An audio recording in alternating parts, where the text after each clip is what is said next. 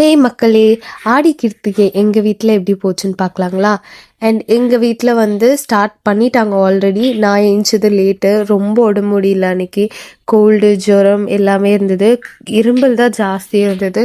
So காலைல ஏஞ்சதே லேட்டுன்னுவே ஃபஸ்ட்டே போய் குளிச்சுட்டு ரெடி ஆகிட்டு அதுக்கப்புறம் தான் சமையல் வேலை ஸ்டார்ட் பண்ணுவாங்க. நான் வந்து தண்ணி தொடலை அன்னைக்கு. தண்ணி வேலை எல்லாம் நான் தொடலை அப்படின்வே எங்கள் அத்தை வந்து பூஜை சாமான் கழுவுறது எல்லாம் பார்த்துக்கினாங்க. நான் வந்து சாப்பிட்டு அதுக்கப்புறம் ஸ்டார்ட் பண்ணேன். ஃபஸ்ட்டு வந்து ஒரு ஹார்லிக்ஸ் மில்க் தான் குடித்தேன். அன்றைக்கி ப்ரோட்டீன் மிக்ஸ் இல்லை, ஸோ வாங்கணும் இதுக்கப்புறம் தான். ஸோ அதனால் ஹார்லிக்ஸ் மில்க்கும் அன்றைக்கி ஓட்ஸ் தான் செஞ்சுக்கினேன் நான். ஏன்னா வேறு எதுவுமே சாப்பிட முடியல. சாப்பிட்டாலும் வந்து எனக்கு வாமிட் வர மாதிரி இருந்தது. ஸோ அதனால் இன்னைக்கு காலைல கடவுள் வந்து நம்மளுக்கு ஒதுக்குன உணவு வந்து ஓட்ஸு அப்படின்னு சாப்பிட ஆரம்பிச்சிட்டேன்.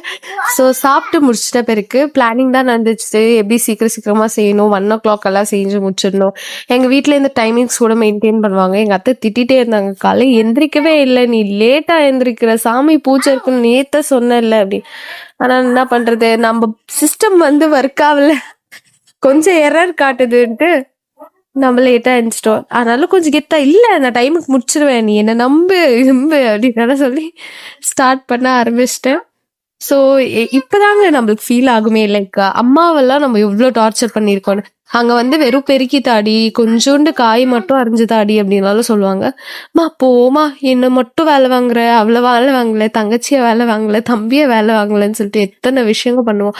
ஆனால் இங்கே வந்து அவங்க சொல்கிறது கரெக்டாக நம்ம செஞ்சிருவோம். அவங்க சொல்றதுக்கு முன்னாடியே செஞ்சுருவோம். அது எப்படின்னு தெரியல.